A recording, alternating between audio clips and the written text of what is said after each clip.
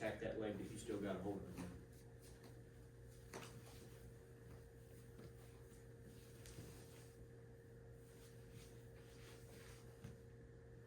That's good. Put pressure on that.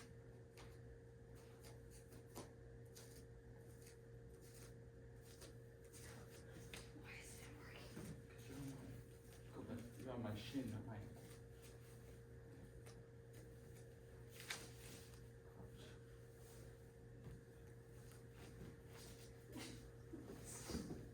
I'm trying to help you. I know. That was good. We'll talk about that. Walking me away. Minute 15.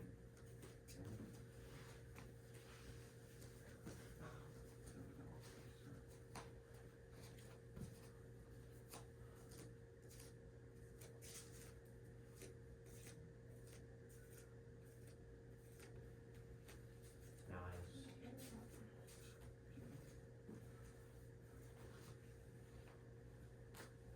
Let's keep that bottom leg as well, Mr. He doesn't like that. Let's keep it on. Good switch. 35 seconds.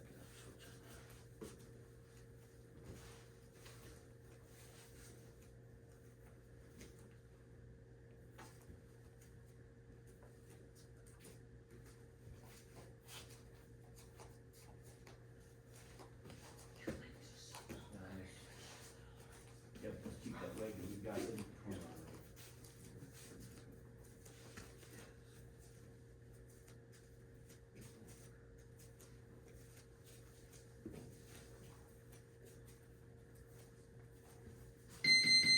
Time, guys.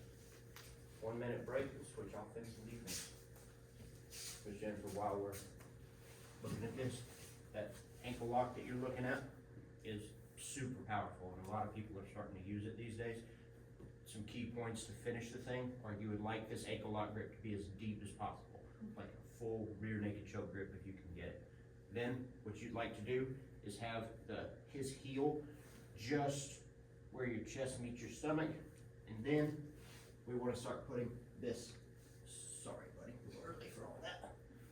We want to start putting this pressure like so, where we rotate away from him and we get that tap, just like that. We want to be way down here toward the end of his heel. We want a really deep bite as opposed to, you know, a typical ankle lock. We want a super deep bite, and then we want to put this rotational force on it, and we'll get really strong taps like that. I'll reset the clock. Grab your bicep. Mm-hmm. I think I've been taught this differently. And then rotate that way. Yeah. Like, There's a we were very taught to specific go way. that way. Yeah, and you can. There's nothing wrong with that. Go ahead and get it and fall to that side. Yeah, fall to that shoulder. There you go. As long as you're still crunching everything in this direction, then you'll get some really strong breaks with that thing. Reset, and here we go.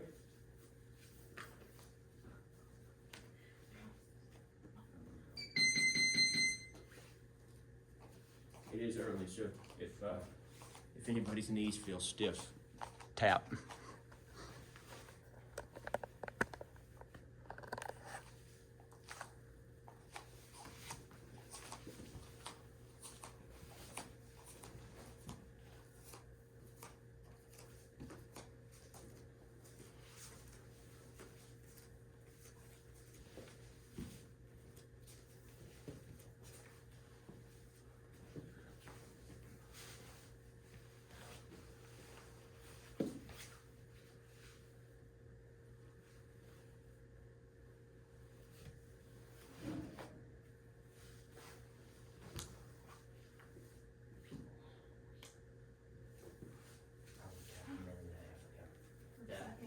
That's a horrible position.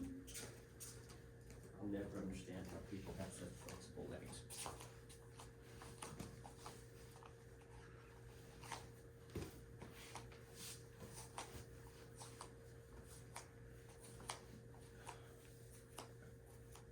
Not very opportune to do.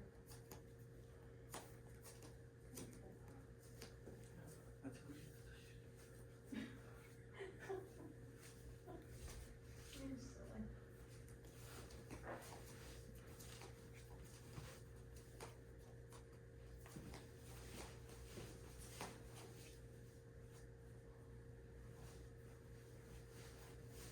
Brother, she's just not impressed with your ankle locking ability over here. It's just not real.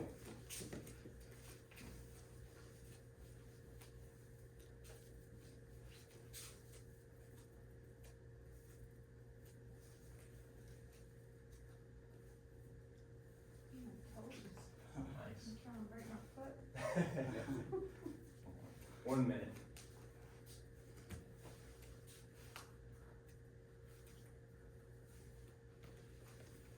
Nice, just gonna start to free those feet when you can.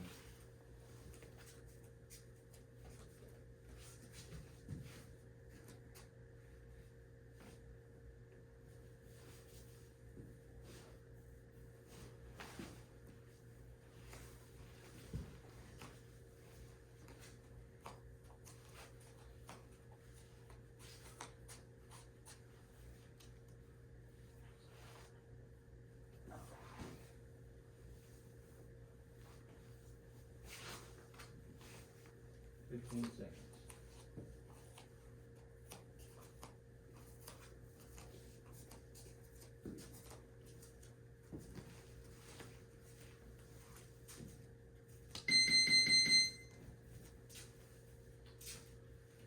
Alright guys, not much will change for this next round. It'll still be 3 minutes offense and defense, but we're gonna give the defensive person an actual chance now.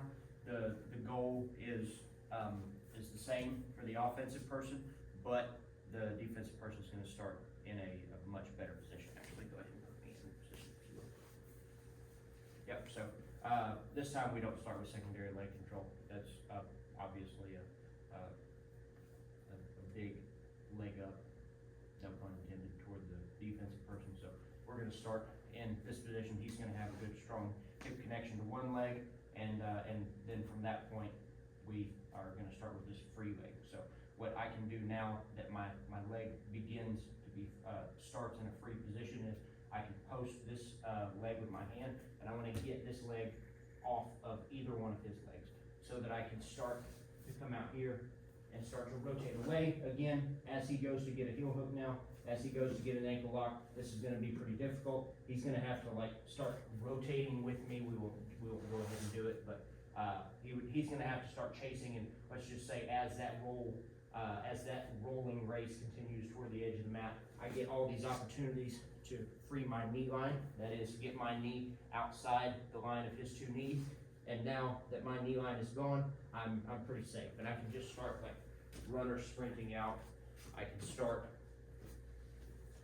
turning back into him and hunting guard passes like so.